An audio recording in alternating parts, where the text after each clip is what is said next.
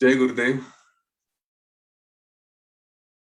कल तक हम चुड़ाला की कहानी देख रहे थे। चल रही है चुड़ाला की कहानी, चुड़ाला और शिखी ध्वज।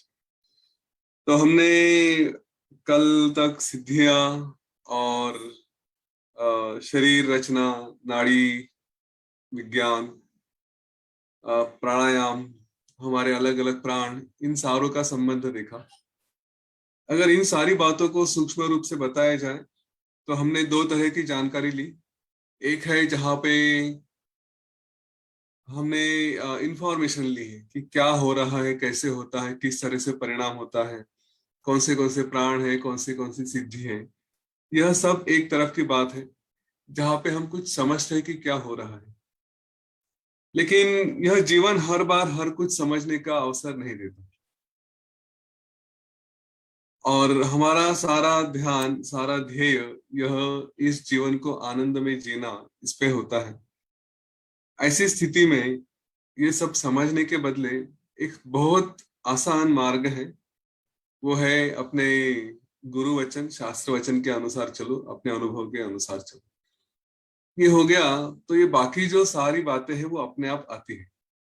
हम अगर गुरु वचन का पालन करें, हम शास्त्र वचन, हमें पता है जो जो भी शास्त्र उसमें क्या बताया है उससे काम करें, और थोड़ा अपना अनुभव उसमें जोड़ दें, तो फिर ये जो बातें हमें यहाँ पे सजग करने के लिए बताई गई है कि प्राण ऐसे होते हैं, सिद्धियां ऐसी आती है, और फिर ये शरीर में अन्न रस इस तरह से प्रवाहित होता है, उसके ऊपर इस तरह से परिणाम होता है, उससे इस तरह से आती होती है, उस तरह से व्याधि होती है। इस ज्ञान की आवश्यकता नहीं पड़ेगी। यह ज्ञान केवल सजग करने के लिए, सावधान करने के लिए है। पर जो सचमुच भक्ति में है और श्रद्धा में है, जिसका अपने गुरु के शब्दों पे इतना विश्वास है कि जो बताएंगे वो करेंगे, और जीवन में कोई भय नहीं क्योंकि सब कुछ वही संभाल लेंगे, अगर इतना विश्वास रहा तो इस ज्ञान की भी आवश्यकता नहीं है। क्योंकि जिसको भय नहीं, उसको कुछ नहीं। उसके हम तो अपनी साधारण भाषा में बोलते हैं कि वो आदमी हिलता ही नहीं। तो जो हिलता ही नहीं मतलब क्या, तो उसका मन एकदम स्थिर रहता है, शांत रहता है। चाहे मुसीबतों के पहाड़ आ जाए, या फिर जीवन में कितना भी सोने का पहाड़ आ जाए, सब कुछ सारे सुख आ जाए, उसमें कोई विचलित विचलित या चंचलता नहीं होती, एकदम स्थिर रहता है। और जब स्थिर रहेगा तो प्राण स्थिर रहेंगे, मन स्थिर रहेगा, तो स्वाभाविक है कि शरीर के अंदर के सारे वायु स्थिरता से बहेंगे। फिर वो अगर स्थिरता से रहे तो स्वाभाविक है कि अग्नि भी ठीक से प्रज्वलित होगा। अग्नि ठीक से प्रज्वलित हुआ तो स्वाभाविक है कि अन्न रस या सारे धातु अच्छे से तैयार होगी, शरीर स्वस्थ रहेगा, मन स्वस्थ रहेगा। अभी इसलिए इस भाव में जीना बहुत आवश्यक है। हम इतना साधना करते हैं, सब करते हैं, गुरु को सुनते हैं, लेकिन फिर भी मन में कभी कभी भय रहता है, कभी कभी संशय रहता है। और वही है कि जो सारी दुविधाओं का कारण होता है। जिसके पास ज्ञान का चिंतामणि है, मैं कहूंगा गुरु वचन का चिंतामणि है, उसमें किस बात की चिंता करनी चाहिए? कोई आवश्यकता नहीं। अपने आप में मस्त रहे, खुश रहे। वैसे भी ज्ञान लेकर ये तो पता ही होने वाला है कि कभी ना कभी जीवन समाप्त होने वाला है। ज्ञान लेकर यह भी पता होता है कि सब कुछ जो देख रहे हैं, जो भी समस्या है, शारीरिक समस्या है, वस्तु स्थिति की समस्या है, परिस्थिति की समस्या है, लोगों की समस्या है, या तो हम समाप्त हो जाएंगे या वो परिस्थिति समाप्त हो जाएगी। तो ये सब कभी ना कभी समाप्त होने वाला है, तो फिर क्यों किस बात की चिंता करें, है ना? यह सब समझ में आने के बाद हम शांति से रह सकते हैं, स्थिर रह सकते हैं। और एक बार यह भावना हो गई तो फिर मुझे नहीं लगता कि कोई आधी व्याधि के तरफ जाने का कोई कारण बनता है। हम शांत है, स्थिर है, सब कुछ हो जाता है। यहाँ पे शिखी ध्वज ने श्री राम जी ने पूछा कि चुड़ाला का इतना वैभव था, चुड़ाला इतनी ज्ञानी थी, और इतना उसके पास सारी सिद्धियां आ चुकी थी, तो ऐसा क्यों कि उसने अपने ही पति को समझा नहीं पाई? शिखी ध्वज तो उसका पति था, वो उसको आसानी से उपदेश करके उसको ज्ञान के राह पे लेकर आ सकती थी। तो ऐसा क्या हुआ कि शिखी ध्वज तब भी अज्ञान में ही रहा, वो अपने ही भावनाओं में रहा? तो वशिष्ठ ऋषि कहते हैं कि उसके दो कारण हैं। यहाँ पे तो केवल उन्होंने एक ही बताया है, और दूसरा यह भी कारण है कि हम किससे सुन रहे हैं, जिस पे सुन रहे हैं उस पे हमारी कितनी श्रद्धा होती है। वास्तविकता में हम किसी को कुछ लेबल लगा के जब सुनने जाते हैं, तो जो हमारे कोर्स में हम लेते हैं ना, 3 टाइप्स ऑफ लिसनिंग होता है। तो किस तरह से सुन रहे हैं, हम अपने सुनने में अपने ही लेबल, अपने ही मन में कुछ लेकर चलते हैं। तो सामने वाला कुछ बोल रहा है, वो हमारे कानों पे आता है लेकिन दिमाग तक नहीं जाता, बुद्धि तक नहीं पहुंचता। तो वैसे ही पत्नियों के बारे में कई सारी पतियों का ये एक अनुभव है कि वो कुछ बोल रही है तो हाँ, इसको क्या समझता है, ये क्या बताएगी वगैरह ना, अपना एक ईगो बीच में आ जाता है। और वही एक ईगो अहंकार होता है कि जो हमें सुनने नहीं देता। और यहाँ पे वो विशेष तौर पे अगर एक ज्ञानी ये सबका आदर करता है, योग वशिष्ठ में एकदम शुरू में कहा गया है कि यह ज्ञान अगर कोई बच्चा भी बता रहा है लेकिन सच्चा ज्ञान है तो उसको पूरे मन से सुनो। और वही ज्ञान अगर कोई अहंकारी या फिर जो ऐसे ही दिखने में बहुत है, सिद्ध है, सब कुछ है, लेकिन कुछ पता नहीं है, या किसी अहंकार की भावना से बता रहा है, तो फिर उसको सुनने में कुछ अर्थ नहीं है, उसको दूर करो। अभी यहाँ पे हमारी शिखी ध्वज की भावना ये थी कि अगर पत्नी बता रही है तो स्वाभाविक है उसको लगता है कि एक बालिका है, इसको क्या समझ में आता है, इसने क्या ज्ञान प्राप्त किया, तो इसलिए वो जो भी बताएगी उसका तो अनादर ही करेगा। ये पहली बात थी। और दूसरी बात कि किसी ने भी उपदेश किया तो गुरु का कार्य है उपदेश करना। और उपदेश करना क्योंकि वो नियम है, तो जिसको ज्ञान है वो जाके उपदेश करेगा, लोगों को बताएगा। सुनने का काम करे और उसके ऊपर श्रद्धा पूर्वक काम करे, ये सुनने वाले का है। यहाँ पे उपदेश करने के बाद भी उसके आगे उसी शिष्य को जो सुन रहा है उसको अपनी बुद्धि से, अपनी प्रज्ञा से, अपने प्रयत्न से ये इंश्योर करना होता है, ये देखना है कि वो सब कुछ अपने डिवोशन से अपने कार्य करे, और जो भी उसको ज्ञान मिल रहा है उसके ऊपर अमल करे, उसका उपयोग करके फिर आगे अपने आप को बढ़ाए, आत्मज्ञान की प्राप्ति करें। उसके सिवा ये उसको आत्मज्ञान नहीं मिलेगा। तो यहाँ पे अपने प्रयत्न आवश्यक है। उसने दुनिया में कितनी भी सिद्धियां प्राप्त कर ली, कितना भी ज्ञान प्राप्त कर लिया, लेकिन आत्मज्ञान का अगर आत्म विचार नहीं किया तो उसको वो प्राप्त नहीं हो सकता। तो यहाँ पे श्री राम जी पूछते हैं कि अगर ऐसा है तो फिर ये जो कहते हैं बार बार कि गुरु के उपदेश से ही ज्ञान होता है, तो उसका अर्थ क्या है, क्या ये झूठ है? तो इसमें ना ये वाक्य थोड़ा ठीक से समझना चाहिए कि गुरु के उपदेश से ज्ञान होता है, इसका अर्थ यह है कि गुरु होना चाहिए ज्ञान होने के लिए। वो एक बेसिक मिनिमम कंडीशन है, उसके बाद हमें प्रयत्न करनी चाहिए। अगर गुरु नहीं है तो ज्ञान होने की संभावना बहुत ही कम होती है। ये एक केवल किसके साथ हुआ था, एक कहानी में हमने देखा था कि जहाँ पे अपने आप से ही विचार किया, और अपने आप से ही विचार करते करते उनको करकटी के साथ ये हुआ था कि करकटी जैसी राक्षसी थी, और उसने अपना ही ध्यान करते करते काफी समय तक उसको, जब दूसरी फेज में उसने ध्यान किया था तब उसको आत्मज्ञान की प्राप्ति हुई थी। और वहां पे भी श्री राम जी ने यही एग्जैक्टली इसका यह प्रश्न पूछा था कि अगर उनको ज्ञान की प्राप्ति हुई करकटी को, तो उस वक्त गुरु कौन थे, उस समय कौन गुरु थे? तो वही थे कि उसी की प्रज्ञा यह गुरु बन गई, क्योंकि उसने अपने ही आप में बहुत विचार किया। तो हर यहाँ पे इस बात का ध्यान अवश्य रखना है कि प्रयत्न होने चाहिए। गुरु रहेंगे, गुरु का उपदेश हमें मार्गदर्शन करेगा, लेकिन उसके ऊपर हमारे प्रयत्न आवश्यक है, केवल गुरु उपदेश से नहीं हो सकता। और यही बात सिद्ध करने के लिए वशिष्ठ ऋषि उनको कहते कि चलो मैं एक कहानी सुनाता हूँ। एक छोटी सी कहानी वहां पे सुनाते हैं। वे कहते हैं कि एक व्यापारी था, बिजनेसमैन था, और पुराने जमाने की बात है, कहीं पे जा रहा था, तो जाते जाते एक जंगल से रास्ते से जा रहा था जहाँ पे काफी सारी घास थी, और उसके हाथ से एक कौड़ी गिर गई। अब कौड़ी हमको पता है उसका क्या उपयोग होता है, इतनी सी छोटी सी है। हम कभी वाक प्रचार में भी, अपने बातों में भी कहते हैं कि मैं एक कौड़ी भी, फूटी कौड़ी भी नहीं दूंगा करके बात करते हैं। तो उसकी वैल्यू कुछ नहीं थी, बहुत कम थी। लेकिन चूंकि ये व्यापारी पैसे का बड़ा लोभी था, बड़ा प्रेमी था, उसने उस कौड़ी को ढूंढना शुरू किया। इतनी सारी घास, इतने सारे पत्ते गिरे हुए हैं वहां पे, और ये ढूंढ रहा है, प्रयत्न में लगा था। आजू बाजू से लोग जा रहे थे, वो कह रहे थे कि हाँ, एक कौड़ी के पीछे पड़े हो, इतना समय बिता रहे हो, छोड़ दो। पर उसने वो छोड़ा नहीं। 3 दिन तक वो उसको कौड़ी को ढूंढता रहा, बिना खाए पिए, सब कुछ पूरी लगन से उसका मन उसी कौड़ी में था, कुछ और उसको दिखाई नहीं दे रहा था। और ऐसा करते करते उसको अचानक से वहां पे चिंतामणि मिल गया। और चिंतामणि मिलने के बाद वो बड़ा खुश हो गया, और उस आनंद में घर में आ गया, वापस कौड़ी छोड़ दी। और फिर सारा सब कुछ मिलने के बाद उसने अपना बाकी का जीवन यह आनंद में बिताया। उसको और किसी बात की आवश्यकता नहीं थी, ना दुख था, ना दारिद्र्य था, सब कुछ उसके पास था।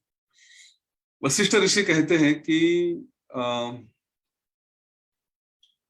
जिसने गुरु का उपदेश सुना है, उसने अगर उसी एक तत्व से अभ्यास किया, हम जो भी जीवन में प्राप्त करना चाहते हैं उसके लिए यह काफी आवश्यक है कि एक बार उस एक तत्व का अभ्यास करने लगे, तो बार बार जो भी आकर्षण आते हैं या अनाकर्षण है, जो हमको अपने आप से उस तत्व से दूर खींचते हैं, उनको सारी बातों को छोड़कर, यह व्यापारी जैसे कौड़ी के पीछे लगा था, सब कुछ भूल के उसी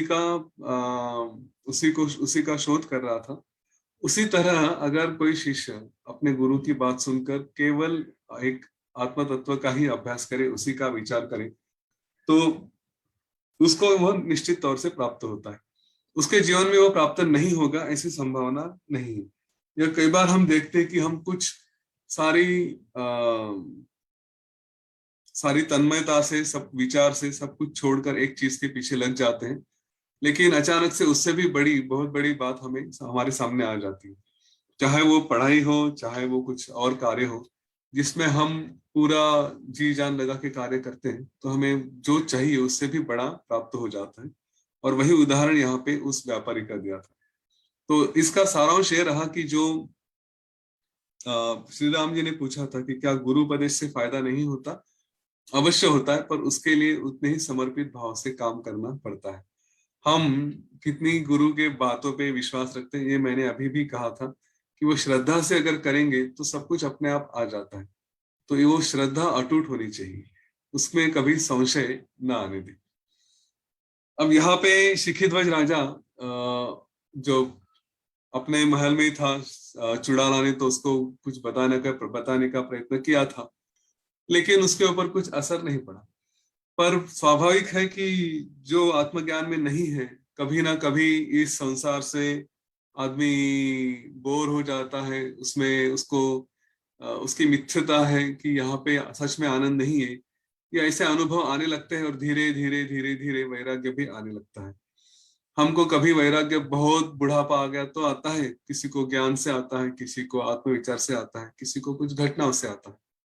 ये राजा था, इसको भी अपने जीवन के बारे में वैराग्य आना शुरू हो गया, और इसको पता चलने लगा कि ये सब कुछ झूठ है, आनंद यहाँ पे कहीं पर नहीं है। उसने उसके लिए सारे प्रयत्न किए।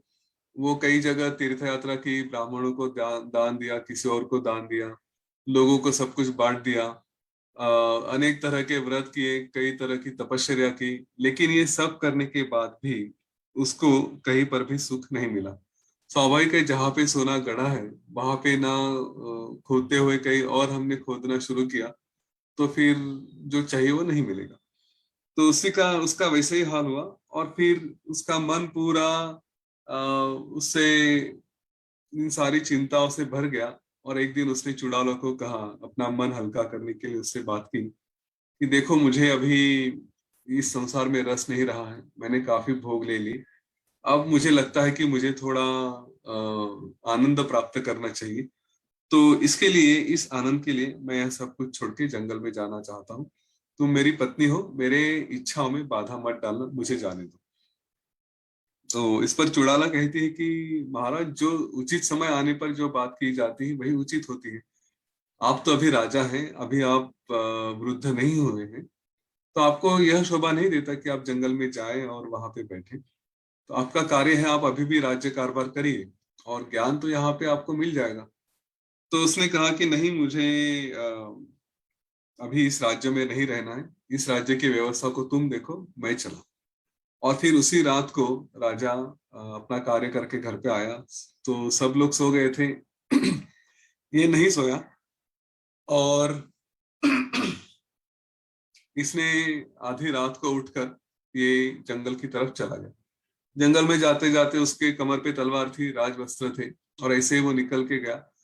राज्य के बाहर आने के बाद उसने अपने ही राज्य को, राजलक्ष्मी को नमस्कार किया, और वहां से जल्दी से एक कहीं तो ऐसी जगह जाने लगा कि जहाँ पे कोई उसको आके बाधा ना करे। इधर रात में चुड़ाला के समझ में आ गया कि राजा यहाँ पे नहीं है, तो वह एकदम चिंताग्रस्त हो गई कि कहाँ गया, क्या हुआ। थोड़ा विचार किया, उसको लगा कि ये कहीं तो गया है। तो उसी समय वह आकाश मार्ग में गई, वहां से देखने लगी कि राजा कहीं दिखता है क्या। तो उसको पता चला कि राजा जल्दी जल्दी कहीं तो जा रहा है। उसने विचार किया कि मेरा पति है, मुझे उसके साथ जाना चाहिए, उसके साथ ही रहना चाहिए। लेकिन उसने फिर थोड़ा और विचार किया। अब वो आत्मज्ञानी थी, सिद्ध थी। उसने देखा कि आगे क्या क्या होने वाला है, इस राजा के जीवन में क्या क्या घटनाएं घटने वाली है, उसमें इसकी क्या क्या भूमिका रहेगी। यह सब सोचने के बाद उसने कहा कि ठीक है, अभी तो उचित समय नहीं है, अभी मैं अपने महल में जाती हूँ और आगे जो करना है, उचित कार्य करना है, वो करूंगी। यह सोचकर वो फिर से अपने महल में वापस आ गई। शांति से उसने विश्राम किया।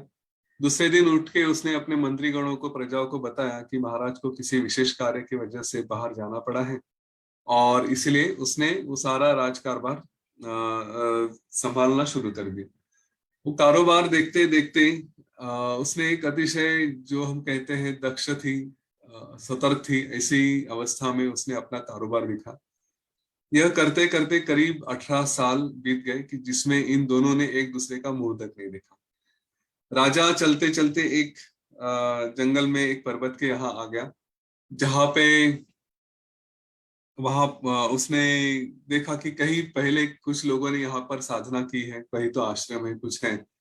तो उसी वस्तु का उपयोग करके उसने अपने लिए एक कुटी बांध ली, एक छोटी सा झोपड़ा बना लिया, और वहीं पे वो रहने लगा।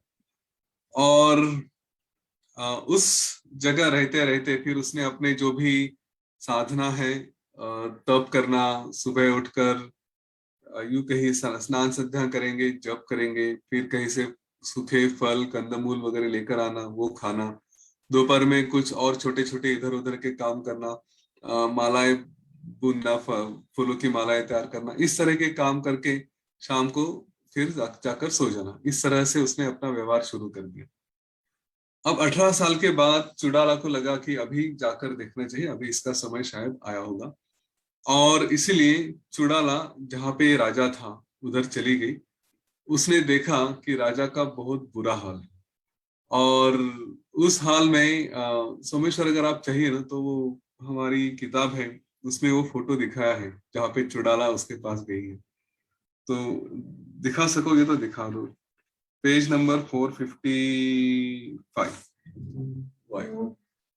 तो उसने राजा का हाल देखा कि यह राजा कभी तेजस्वी था, कभी इसमें इतनी शक्ति थी, कभी यह दिखने में सुंदर था, सारे आभूषण थे।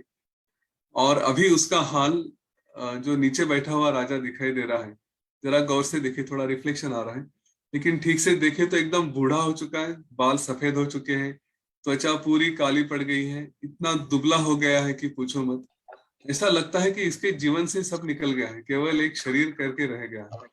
यतीन, तो ये उसको फेसबुक पे दिखने के लिए मुझे कुछ बात करनी पड़ेगी, नहीं तो ये जाएगा नहीं लाइव। सो अभी जो यतीन जिस फोटोग्राफ की बात कर रहे थे, यह फोटोग्राफ है। आपको दिखेगा कि वो चुड़ाला वहां पे जाती है और जो राजा है बहुत क्रश हो गया है। इसकी जो स्थिति है बहुत ही दयनीय स्थिति यहाँ पे है। तो इसके ऊपर फिर यतीन अपना कोर्स आगे बढ़ाएंगे। यतीन, जी। और पे सो इसका हाल देख के उसने, चुड़ाला ने कहा कि देखो, अज्ञान की वजह से इंसान कितना बुरी अवस्था में फंस जाता है। कहा ये चक्रवर्ती सम्राट, और कहा अभी इस तरह से उसके हाल है। तो उसका वो थोड़ा दुख होता है। और फिर विचार करते कि अभी इसने इतने दिनों तक तप किया है, तो इसकी बुद्धि शांत हो गई होगी, स्थिर हुआ होगा, इसके मन में जो भी अटैचमेंट्स वगैरह थी वो सारी कम हो चुकी है। तो अभी इसको जाके उपदेश करती हूँ। और वो ऐसा विचार कर रही थी। फिर उसके मन में फिर से संशय आ गया कि अगर मैं इसी रूप में गई उसकी पत्नी बन के, तो ये फिर से मुझे वही देखेगा कि मैं एक बालिका हूं, मैं इसको उपदेश नहीं कर सकती। और यह विचार करके उसने फिर कहा कि नहीं, अभी मुझे जाना उचित नहीं है। उसने वो विचार छोड़ दिया। फिर उसने क्या, अभी मैं कोई तापस रूप, मतलब किसी ज्ञानी के रूप में जिसको ये रिस्पेक्ट करता है, इसके मन में जो भावना है, जिसको ये सुनना चाहता है, उसके रूप में जाना पड़ेगा। यह बात हमें संसार में अपने व्यवहार में थोड़ी सी ध्यान में रखनी पड़ेगी कि कई बार हम अपने नातों में कितने भी हम कुछ समझाने जाए, हम अपने क्षेत्र में कितने भी एक्सपर्ट रहे, लेकिन लोग नहीं सुनते। और वो नहीं सुनते क्योंकि हम उनके घर वाले होते हैं, घर की मुर्गी दाल बराबर होती है, ऐसा कहा जाता है। तो स्वाभाविक है कि हम कितना भी सुनाए, नहीं सुनते। वो किसी और को ही सुनेंगे, कोई और आके जब बताएगा तभी सुनते हैं। तो ये घर घर की कहानी है। और यहाँ पे थोड़ा हमें होश रखना चाहिए, हमें उदास होने का कारण नहीं। अब हम ना तो चुड़ाला है कि अपने रूप बदल के किसी और रूप में आके कुछ करें। तो अच्छा होता है कि कोई और ज्ञानी है अपने परिवार में पहचान का, उसको बताए कि जरा इनको समझाओ करके। तो दूसरे के हाथ में वो सूत्र दे देना आवश्यक होता है। हम हर बात को कंट्रोल नहीं कर सकते, नहीं समझ सकते।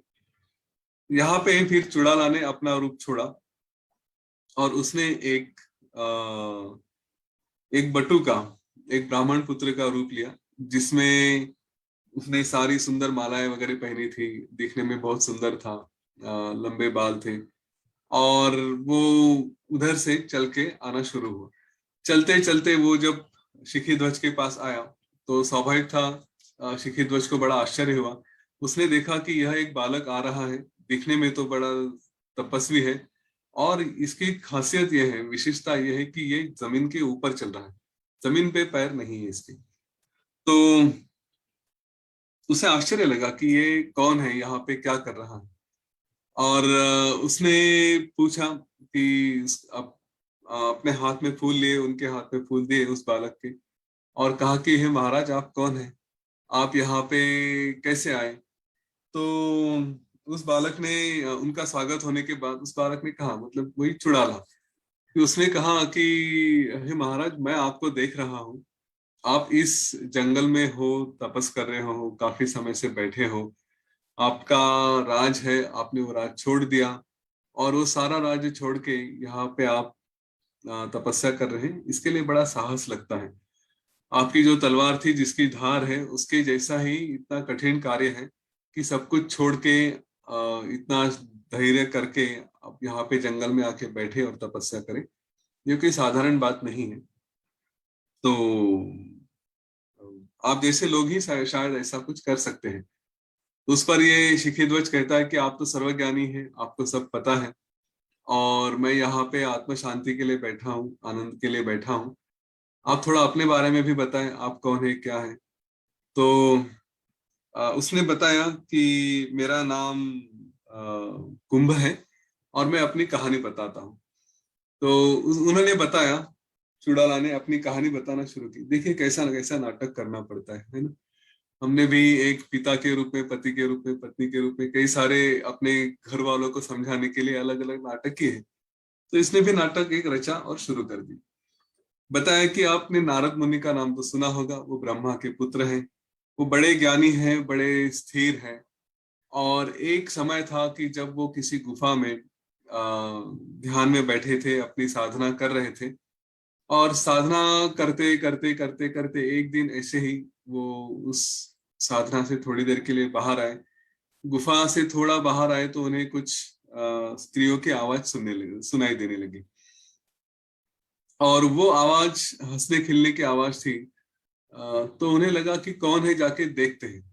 और यह कुतूहल उनको अपने स्थान से थोड़ा और बाहर लेकर आया।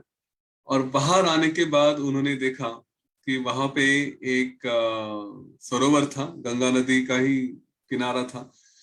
और वहां पे अप्सराएं, रंभा, तिलोत्तमा, ये सारी स्वर्ग की स्त्रियां वहां पे स्नान करने के लिए आई थी। क्योंकि वो पूरा अकेला स्थान था, वहां पे कोई नहीं था, तो वो सब विवस्त्र होकर उधर स्नान कर रही थी। और उसका वर्णन अतिशय रोमांचपूर्ण वर्णन है यहाँ पे। तो बता रहे थे कि वो इतनी सुंदर थी कि उनका शरीर भी एक तरह आईने जैसा सब तरफ से रिफ्लेक्ट कर रहा था। तो स्वाभाविक है कि ये स्त्रियां वहां पे जब स्नान कर रही थी, खेल रही थी, तो उनके सारे अंग विक्षेप इस तरह से हो रहे थे कि वो एक दूसरे में ही रिफ्लेक्ट होने की वजह से सभी तरफ से उनके अंग दिख रहे थे। और इस तरह जब ये उनके सामने दृश्य आ गया, नारद के सामने, तो ऐसा दृश्य आने के बाद उनका विवेक जागरूक होने से पहले कि मैं ये क्या देख रहा हूँ, इसमें अपना विवेक लेकर इसको दूर रखना चाहिए, इसकी तरफ नहीं देखना चाहिए, इतनी भावना आगे आने से पहले ही उनके शरीर में सारे रोमांच आ गए। और उस दृश्य में वो एक क्षण के लिए फंस गए, लेकिन उस दृश्य से ही इतने रोमांचित हो चुके कि उनका वीर्यस्खलन हो गया। तो वीर्यस्खलन होने के बाद वही उन्होंने किसी एक कुंभ में रखा, उसमें अपने ही संकल्प से दूध जमा किया और उस दूध में वो कुंभ में उसको भर के रखा। यथा समय उसी से एक पुत्र का जन्म हुआ और वो मैं हूँ। मुझे इसलिए मेरा नाम कुंभ रखा गया। मुझे फिर वो ब्रह्मा जी के पास लेकर गए।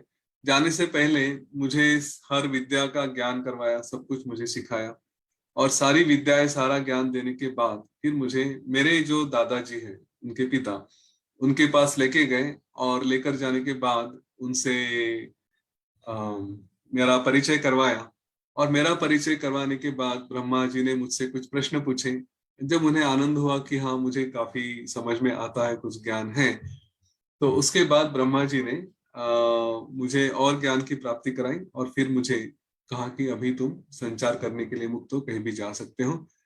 और उसके बाद फिर मैं इसी आकाश मार्ग से जा रहा था। तो ये मेरी कहानी ऐसी ऐसी है।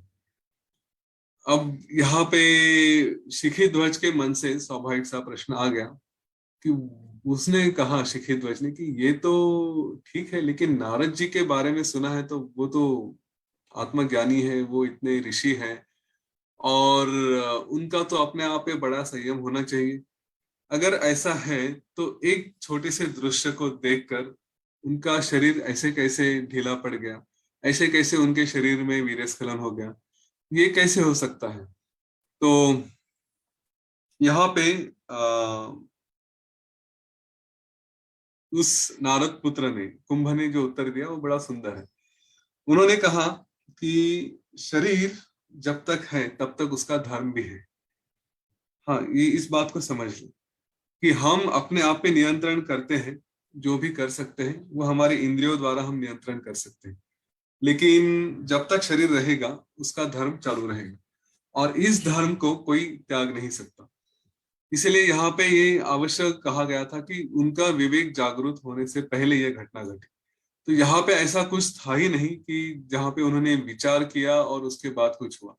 ये सब अचानक से बिना नियंत्रण के उनके सामने आ जाने के बाद हो गया। वो उस समय सावध नहीं थे और इसीलिए बार बार सावध होना पड़ता है, सावध रहना पड़ता है। एक बात का ध्यान रहे, उनका जो कुतूहल हुआ था कि स्त्रियों की आवाज सुनाई दे रही है, तो वहां पर जाने से पहले उन्होंने अगर थोड़ा सावध हो जाते, ये इसमें योग वशिष्ठ में नहीं कहा गया है, शायद मुझे अभी ठीक से याद नहीं कि पहले किसी मूल ग्रंथ में भी ये कहा है कि नहीं, पर यह हमें कितना जागरूक रहना चाहिए इसके बारे में यह बताया गया है। हम कुछ कुछ उदाहरण मैं आपको बताऊंगा अभी, लेकिन अपने जीवन में एक सतर्कता कितनी आवश्यक होती है इसके कुछ उदाहरण हैं। उससे पहले ये समझ लेते हैं कि अगर मैं ध्यान में हूं, अगर मैं तपस्या में हूं और मुझे कहीं स्त्री की आवाज सुनाई दे रही है, तो स्वाभाविक है कुतूहल होना कि कौन है, जाके देखें। लेकिन इसमें यह भी है कि क्या आवश्यक है, क्योंकि अगर मैं तपस्वी हूं और मेरे सामने कहीं पे स्त्री की आवाज सुनाई दे रही है, तो वो किसी भी रूप में हो सकती है। तो जाकर क्या हो रहा है ये देखने के बदले या कौन है यह देखने के बदले, अगर मैं देखता कि कुछ हो रहा है तो कहीं पे मेरी आवश्यकता है या नहीं है, इसका अगर विचार करते, थोड़ा सावध चित्त होकर जाते कि कुछ भी दिखने को मिल सकता है, कुछ हो सकता है, तो अपने आप को बचाए, अपने आप में ध्यान रहता, तो फिर बात अलग थी। लेकिन जब समाधि से उठे हैं, अभी मन शांत है और कुछ हुआ तो बेसावध हो गए। और बिना सावधानी की वजह से वहां पे वो जाकर फंस गए। इसके उदाहरण इस तरह से होते हैं, सावधानता की अलर्टनेस कितना आवश्यक होता है। ये एक किस्सा ऐसा हो जाता है कि हम जब ऑफिस में थे और यहाँ पे बड़ी बड़ी बिल्डिंगें थी, वहां पे लिफ्ट हुआ करती थी। अब मुझे लिफ्ट में जाना है, लिफ्ट में जाते समय साथ में कोई भी हो सकता है। तो यूजुअली एक जिसको प्रोटोकॉल कहते हैं वो हमको सिखाया गया था, उसको उसके ऊपर अमल करना आवश्यक होता है कि अगर आप लिफ्ट में जा रहे हैं और आपके साथ कोई और अकेली स्त्री है, तो जहां तक हो सके अवॉइड करें, बाहर आ जाए। ये स्त्री के लिए भी आवश्यक है कि वो भी अगर कोई अकेला पुरुष है तो उसके साथ लिफ्ट में ना जाए। हम अपने धुन में रहते चलो जल्दी जल्दी लिफ्ट में चढ़ जाते हैं, और जाने के बाद पता चल जाता है कि अरे कोई अकेली स्त्री अंदर है, तो उस समय तुरंत बाहर आना आवश्यक होता है। लेकिन अगर ये धुन में नहीं, अपने होश में वहां पे नहीं रहे, चले गए अंदर जाके खड़े हो गए और फिर कभी कुछ उस स्त्री ने गलत सलत आरोप लगा दिए, तो हम फंसने की संभावना ज्यादा होती है। इसलिए सतर्कता ये हर क्षण रहनी चाहिए, इससे ये पता चल जाता है। शरीर है, शरीर के ऊपर कुछ भी परिणाम हो सकता है, इसमें उनकी इच्छा कुछ नहीं थी नारद मुनि की, ये अपने आप हो गया, इसमें उनका नियंत्रण नहीं रहा। यह कहते हैं कि ये केवल जो स्वभाव है, ये शरीर का स्वभाव होता है। शरीर के स्वभाव में सुख दुख दोनों ही बातें होती है। आप चाहे ना चाहे, कुछ बातें ये हमारे नियंत्रण में होती है, कुछ बातें हमारे नियंत्रण के बाहर होती है। तो यहाँ पे इसलिए अखंड अनुसंधान कहा है, जो आत्म रूप का, आत्मस्वरूप का वो होना चाहिए, ना कि बाहर की तरफ होना चाहिए। ज्ञानी और अज्ञानियों में फर्क क्या है वो भी यहाँ पे बताया गया है। हमने इसको कई बार देखा है कि अज्ञानी अपने शरीर को ही आत्मा समझता है, उसमें फंसता है और इसी तरह से उसका स्वभाव बन जाता है। और जो ज्ञानी है उसका स्वभाव होता है कि वो अपने आप को एक शरीर नहीं, शरीर के भी परे, उसके भी ऊपर समझता है और उसी में स्थित रहता है। इसलिए उसके जीवन में ऐसे कुछ दुख वगैरह नहीं आते। जो अज्ञानी है वो वासना में फंसता है, वही उसकी चिंता करते रहता है और वासना ही कभी उसके सामने रिफ्लेक्ट होके उसके सामने आ जाती है और उसमें वो उलझ जाता है। जो ज्ञानी है वो वासना में नहीं फंसता, वो अपने आत्म विचार में ही रहता है और वो सावध चित्त रहता है। यहाँ पे अर्थ ये नहीं कि नारद अज्ञानी थे या कुछ थे, लेकिन अच्छे अच्छे लोगों के साथ भी कभी कभी ऐसे क्षण होते हैं कि वो उसमें फंस जाते हैं। और इसलिए जो सच्चे ज्ञानी हैं वो इस बात को जानते हैं कि हम कभी फंस सकते हैं। वे अपने शरीर के ऊपर, अपने इंद्रियों के ऊपर भी विश्वास नहीं रखते। हाँ, क्योंकि उन्हें पता है कि कभी मैं अगर असावध रहा और मेरे सामने ऐसा कुछ हो गया, दृश्य आ गया, तो मैं उसमें फंस सकता हूँ। इसलिए वो कुछ ऐसी बातें करते हैं कि जिससे वो अपने आप पे नियंत्रण पा सके। और उनमें से कुछ प्रोटोकॉल्स हैं, हम अगर श्रेष्ठ लोगों को देखें, जैसे शंकराचार्य जैसे लोग होते हैं, वो स्त्रियों को अपने आसपास भटकने नहीं देते। वो कहते कि दूर से ही रहो, और इसीलिए उनके पास भी जाना है तो जो उनके द्वारपाल रहेंगे, जो भी रहेंगे, वे भी कुछ प्रोटोकॉल रखते हैं कि आपको इस तरह से कपड़े पहन के अगर कोई आया है तो आप सामने नहीं जा सकते।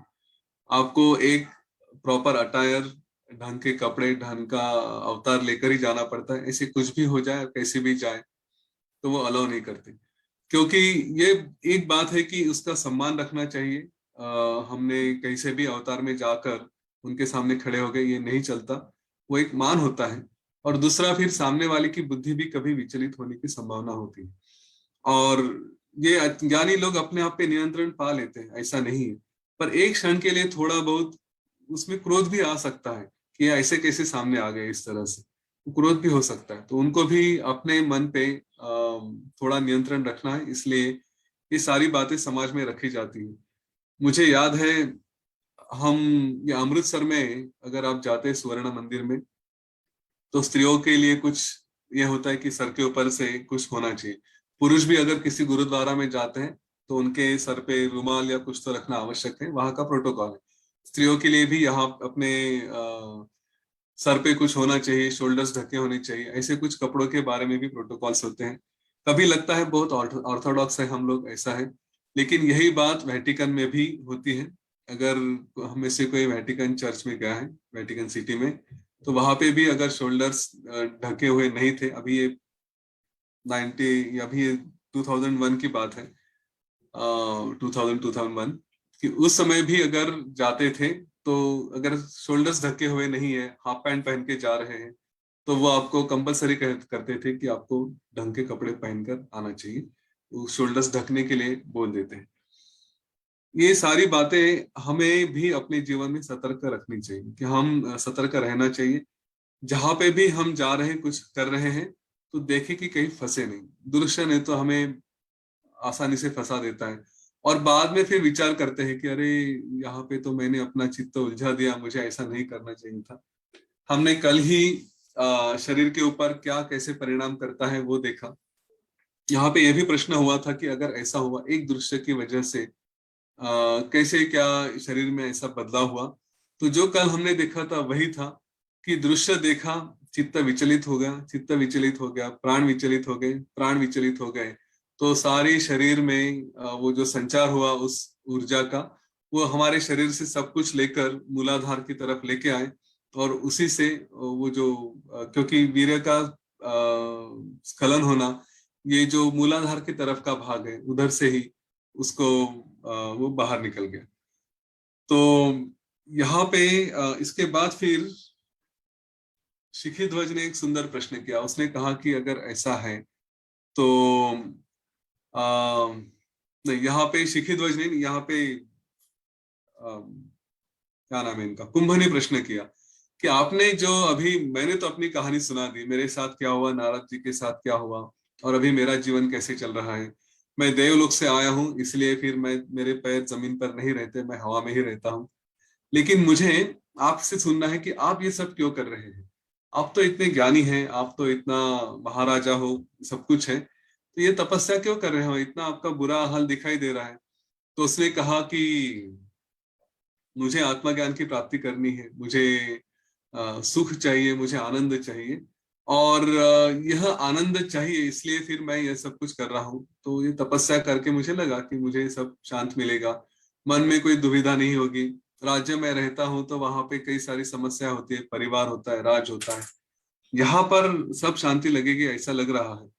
लेकिन इतने सालों से यहाँ पे हूँ, रोज हर तरह के कार्य कर रहा हूँ, पर मन की अवस्था ऐसी है कि एक बात से दूसरी बात पे, दूसरी बात पे, दूसरी बात से तीसरी बात पे भागते जाता है, और यह भागने की वजह से कोई शांति ही नहीं मिल रही है।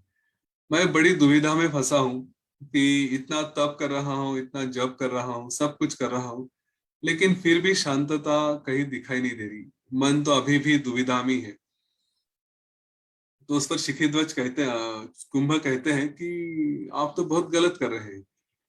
असली शांति ये तप से, ध्यान से और ये सारी बातों से नहीं मिलेगी। आपको आत्मज्ञान का विचार करना चाहिए, उसके ऊपर रहना चाहिए, और वो अगर आपने नहीं किया तो कैसे होगा। और उसका साधारण मार्ग है, किसी साधु के पास जाए, उसका, उसको गुरु बनाए, उस साधु संत या गुरु के पास जाकर उनसे प्रश्नोत्तर करे, उनसे सही प्रश्न पूछे। योग्य प्रश्न पूछने पर वो योग्य उत्तर देते हैं, और उसी उत्तर को प्राप्त करके फिर आपको वो सारा ज्ञान देंगे। बिना गुरु के आप केवल अपने ही मन से कुछ विचार करके यहाँ पे आए हैं, आपको लगा कि ऐसा करेंगे वैसा करेंगे, तो उससे तो नहीं होता। कितना सुंदर उत्तर है ये।